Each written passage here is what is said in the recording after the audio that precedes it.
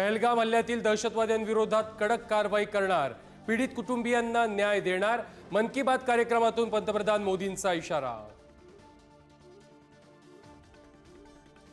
भारतीय लष्कराचे तिन्ही दल सज्ज, नौदलाकडून अरबी समुद्रामध्ये क्षेपणास्त्रांची चाचणी, नौदलाच्या युद्धनौकांचा अरबी समुद्रामध्ये युद्ध सराव सुरू। दहशतवाद्यांविरोधात लष्कराची आणखी एक मोठी कारवाई, लष्कर-ए-तोयबाचा दहशतवादी फारुख टिडवाचं घर उडवलं। पाकिस्तान आर्मीच्या मदतीनं काश्मीरमध्ये निर्दोष नागरिकांच्या हत्येचा कट रचत असल्याची माहिती। पाकिस्तानी लष्कराचा एलओसीवरती अंधाधुंद गोळीबार, रामपूर सेक्टरमध्ये दहशतवादी आणि भारतीय जवानांमध्ये चकमक, भारताच्या प्रभावी कारवाईमुळे परिस्थिती नियंत्रणात।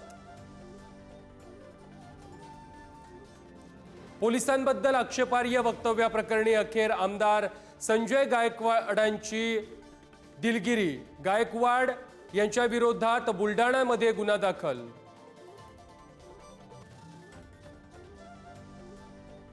ऑनर किलिंगच्या घटनेनं जळगावमधील चोपडा शहर हादरलं।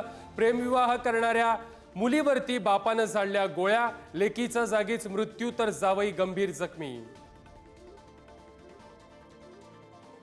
मुंबईकरांचा बेस्ट बसचा प्रवास महागणार, बेस्टच्या तिकीट दरामध्ये दुप्पट वाढ, मुंबई पालिकेची दरवाढीला मंजुरी, साध्या बसला आता 5 ऐवजी 10 रुपये तिकीट।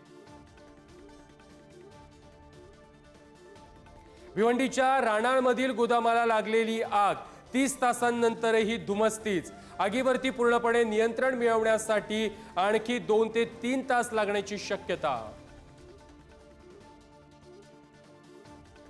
रुग्णवाहिका वेळेत न पोहोचल्यामुळे अपघातग्रस्ताचा मृत्यू, सांगलीच्या तासगाव तालुक्यातील भिवघाटमधील घटना, रुग्णवाहिका न आल्यानं अपघातातील जखमींना टेम्पोमधून नेण्याची वेळ।